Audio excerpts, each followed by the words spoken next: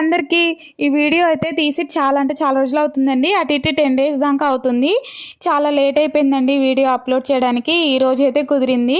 నేను డిలీట్ అయిందేమో అనుకున్నానండి, చూస్తుంటే దొరికింది. ఈ వీడియో వచ్చేసి మా అమ్మది మా నాన్నది అయితే పెళ్లి రోజు అండి. ఇంకా అందుకే సింపుల్గా ఇంట్లోనే కేక్ చేద్దామని అయితే డిసైడ్ అయ్యాము. ఇంకా వాళ్ళైతే అసలు సెలబ్రేట్ చేసుకోరండి, మేమన్నా చేద్దామనేసి నేనైతే చేస్తున్నాను ఇంట్లోనే. దానికోసం ఓరియో బిస్కెట్, బ్రెడ్, కొన్ని మిల్క్ అయితే చాలండి. ఈ మూడిటితోనే చేసుకోవచ్చు. గ్యాస్ కూడా అవసరం లేదండి. నార్మల్గా ఈజీగా సింపుల్గా ఒక 5 to 10 మినిట్స్లో అయితే కంప్లీట్ చేయొచ్చు. దీనికోసం నేను ఓరియో బిస్కెట్స్ తీసుకొని క్రీమ్ని అయితే సపరేట్ చేశానండి. ఓన్లీ బిస్కెట్స్ని మిక్సీ పట్టి పౌడర్ లాగా చేసి అందులో అయితే మిల్క్ పోసానండి. కాకపెట్టి చల్లార్చినవి అయితే పోసి కలిపాను కొంచెం లిక్విడ్ లాగా అయ్యే వరకు. అలా అయిన తర్వాత ఇంకా బ్రెడ్ని అయితే లవ్ సింబల్గా కట్ చేసుకొని మళ్ళీ దాని మీద ఓరియో బిస్కెట్ది క్రీమ్ అయితే అప్లై చేశానండి. మళ్ళీ తర్వాత అలా 3 లేయర్స్ అయితే అప్లై చేశాను.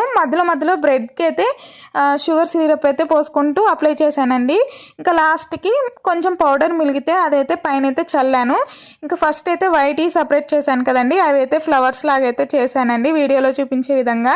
అలా చేసి పైన అయితే పెట్టాను. లాస్ట్కి ఇలా అయితే అయ్యిందండి.